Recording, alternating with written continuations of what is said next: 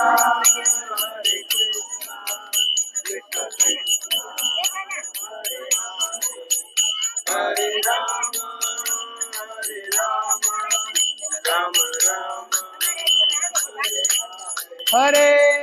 Krishna, Hare Krishna, Krishna Krishna, Hare Hare, Hare Rama, Krishna, Harinama Sankirtana ki jai, Srila Prabhupada ki jai, Hare Krishna.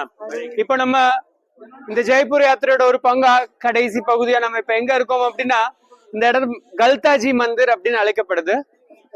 கல்தாஜி Mandir அதாவது காலவ ரிஷியோட ஆசிரமம்.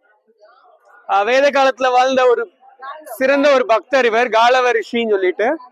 இவர் பகவானோட சிறந்த பக்தரும் கூட. அவர் இந்த இடத்துலயே வசிச்சார்.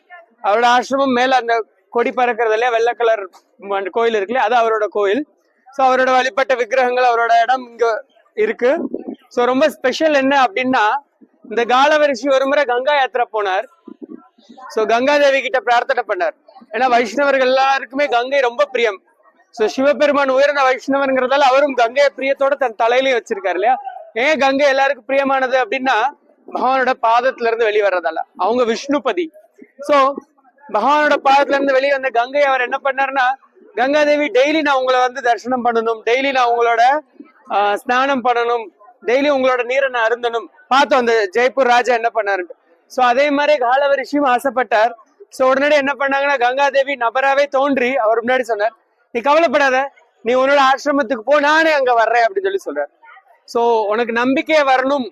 இன்னும் அதை எப்படி நான் வந்து உணர்வுபூர்வமா நீ நம்பணும்னா, உன்னோட தண்டத்திலையும் உன்னோட குச்சி வாக்கிங் ஸ்டிக் தண்டத்தையும் உன்னோட கமண்டலத்திலையும் இந்த கங்கையில இந்த இடத்துல தூக்கி போட்டுரு. இது ஹரித்வார்ல நடக்குது, கங்கையோட தீரத்துல நடக்கிறது. இங்க தூக்கி போட்டுரு, உன்னோட ஆசிரமத்துல நீ எடுத்துக்கலாம் அப்படின்னு சொல்றாங்க.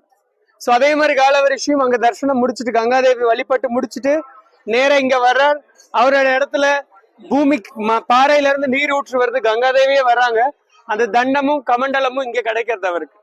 சோ இது சான்று, நேரடியா கங்கையே ஸ்வயம் இங்க இருக்காங்க அப்படின்னு சொல்லிட்டு. சோ அவரோட கோயிலுக்கு அங்க மேல இருக்கு.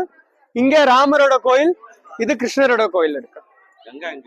கங்கை மேல இருக்காங்க. அந்த இடத்துல மக்கள் நின்றுட்டு இருக்காங்க இல்லையா, அந்த இடத்துல அந்த ஃபவுண்டைன் தெரியுதுல கீழே, மேல இருந்து